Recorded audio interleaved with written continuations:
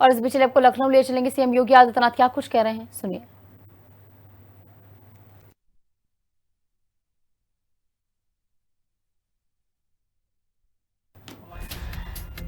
तो लखनऊ से सीएम योगी आदित्यनाथ जो है क्षेत्रीय मौसम विज्ञान केंद्र का उद्घाटन कार्यक्रम में पहुंचे हैं। लखनऊ में इस खास कार्यक्रम का आयोजन हुआ है, क्षेत्रीय मौसम विज्ञान केंद्र का ये उद्घाटन कार्यक्रम, जिसमें सीएम योगी आदित्यनाथ शिरकत करने पहुंचे हैं और संबोधन भी दे रहे हैं। ये मंच की तस्वीर आप देखिए, जब मंच पर पहुंचे तो किस तरीके से यहाँ पर सीएम योगी आदित्यनाथ मंच पर नजर आए। तमाम अन्य गणमान्य जन उनके साथ इस दौरान मौजूद और पुलिसकर्मी से लेकर तमाम अन्य लोग जो है सीएम को सुनने और इस कार्यक्रम में भाग लेने यहां पर पहुंचे। क्षेत्रीय मौसम विज्ञान केंद्र का ये उद्घाटन कार्यक्रम, जिसमें सीएम योगी आदित्यनाथ पहुंचे हुए। जब मौसम विभाग, भारतीय मौसम विभाग जब अपने 150 वर्ष स्थापना की पूरा कर रहा है, तब यह अपेक्षा देश की आजादी के तत्काल बाद होनी चाहिए थी कि ये सभी जानकारियां हमें प्राप्त हों, लेकिन अपेक्षित ध्यान न देने का परिणाम क्या था कि देश के अंदर जो प्रगति किसानों को करनी चाहिए थी, विभिन्न प्रकार की प्राकृतिक आपदाओं से होने वाले जनधन की हानि को रोकने के लिए किए जाने वाले प्रयास जो होने चाहिए थे, उसमें कहीं न कहीं कोई कमी नजर आती थी। पिछले 12 वर्ष के अंदर प्रधानमंत्री मोदी जी के नेतृत्व में माननीय डॉक्टर जितेंद्र सिंह जी ने जो अभियान प्रारंभ किया, आज उसी का परिणाम है कि मौसम विभाग, इतना तो परिवर्तन हम लोग देखते हैं। आज से 12 वर्ष पहले जब हम लोग मौसम विभाग के पास किसी जानकारी के बारे में बोलते थे कि बारिश की क्या स्थिति है, अतिवृष्टि, अनावृष्टि या आकाशीय बिजली की क्या खतरे हैं, तो जो बोलते थे ठीक उसके विपरीत होता था। अगर बोल दिया कि बारिश होने वाली तो मान के चलिए नहीं होने वाली। लेकिन इधर मैं देखता हूं कि जो भी वे जानकारी देते हैं कि फलाने तारीख को बारिश होगी, आंधी तूफान आएगी और किस प्रकार की स्थितियां हैं, वो सटीक जानकारी आज के दिन पे हमें प्राप्त हो रही है। और मैंने इस चीज को देखा है। अभी पिछले दिनों मैंने 2 अनुभव किए। 13 मई को अचानक आपदा एक आई थी। आंधी तूफान के कारण उत्तर प्रदेश के कुछ जनपदों में काफी जनधन की हानि हुई। मैंने उस दिन इस बात को पूछा, मैंने उसके 2 दिन के बाद बैठक ली।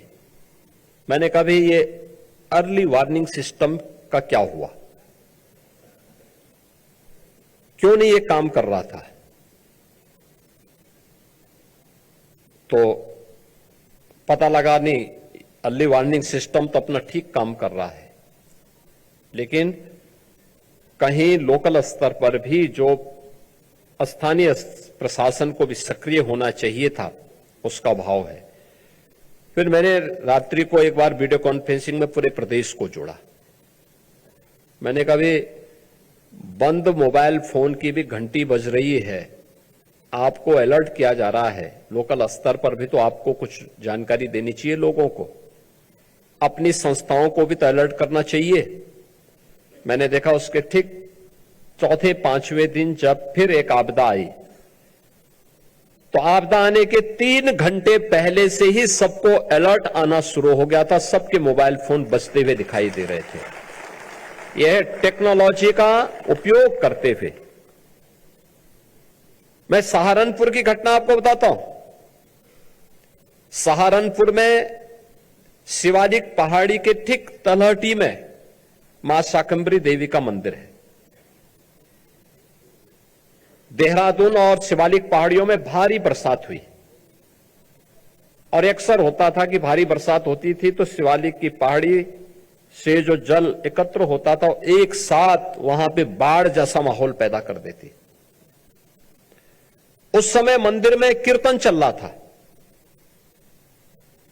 काफी बड़ी संख्या में लोग थे,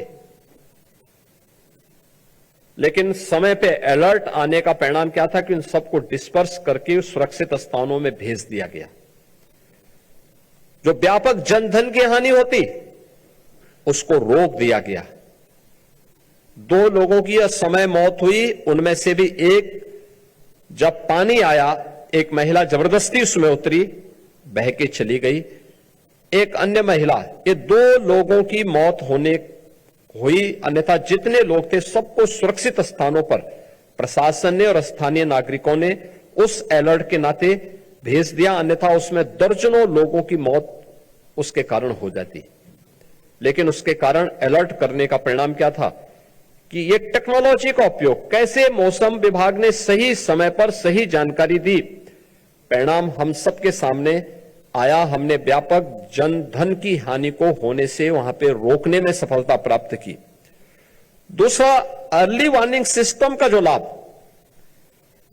उत्तर प्रदेश के अंदर हमारे कुछ जनपद थे जहां पे आकाशीय बिजली का खतरा बहुत रहता है। मिर्जापुर, सोनभद्र, चंदौली, ये जिले हैं जहां पर अक्सर हम लोग देखते थे कि घटनाएं होती थी। हर वर्ष लगभग 100-150 लोगों की मौत होती थी। मुझे याद है आज से लगभग 4-5 वर्ष पहले की घटना है। एक ही दिन में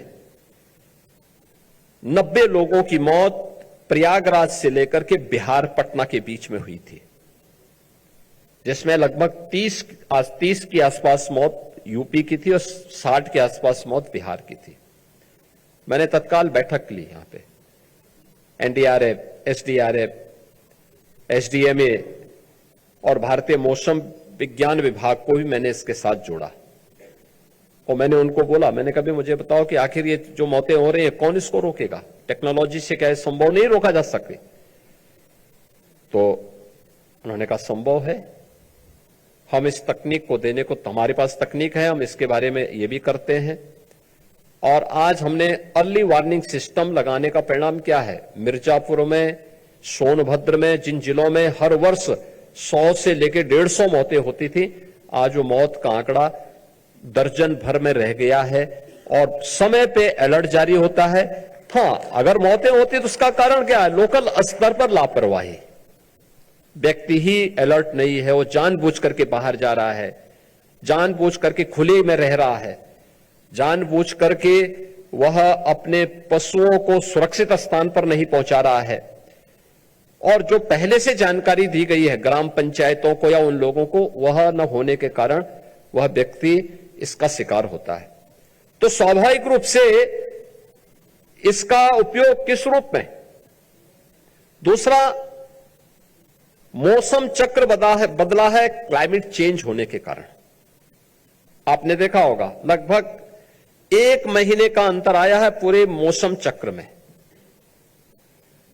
इसका प्रभाव क्या है? प्रभाव खाद्यान्न का एक संकट, अगर इसी प्रकार से रहा तो एक समय खाद्यान्न का भीषण संकट खड़ा हो सकता है देश के सामने, दुनिया के सामने। हमने प्रकृति का दोहन अपने स्वयं के स्वार्थ के लिए किया है। प्रकृति के साथ जो व्यवहार हम सबका होना चाहिए था कि माता भूमि पुत्रोहम पृथिव्या का,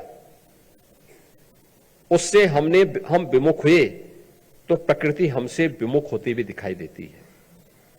और मुझे लगता है कि जो हमारे संस्कार थे उन संस्कारों को हम पुनर्जीवित कर लें, धरती माता के प्रति अपने कर्तव्यों का निर्वहन कर लें, तो इसको सुधारने में मदद मिल सकती है।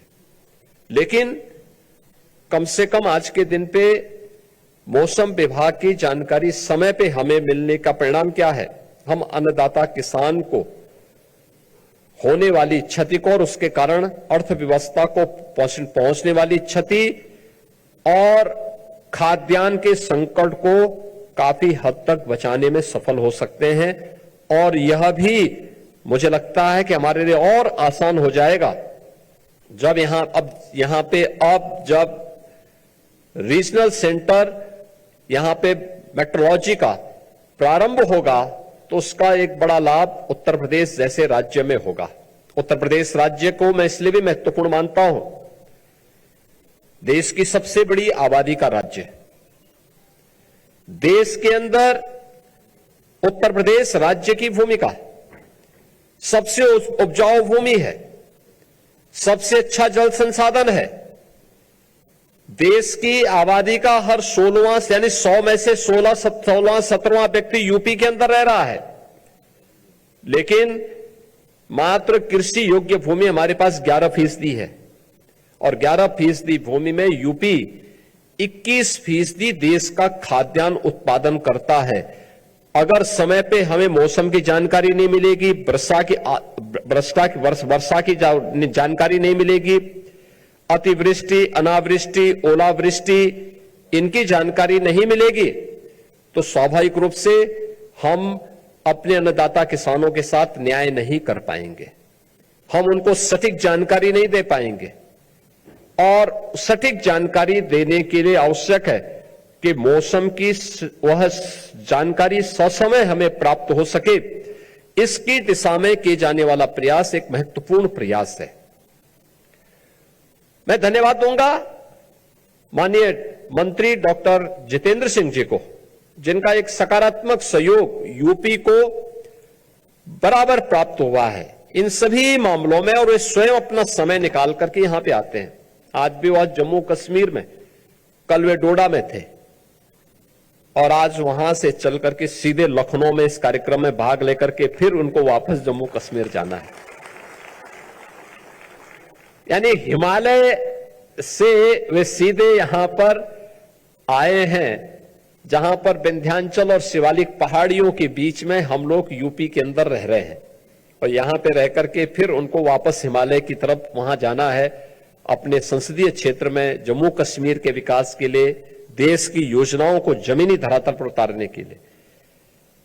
और यूपी के अंदर उनका लगातार इन सभी कार्यों के लिए सहयोग मिलता है। और मैं उनसे इस बारे में जरूर अपील करूंगा कि मौसम की जानकारी हमें हमारे अन्नदाता किसानों की आमदनी को बढ़ाने के लिए,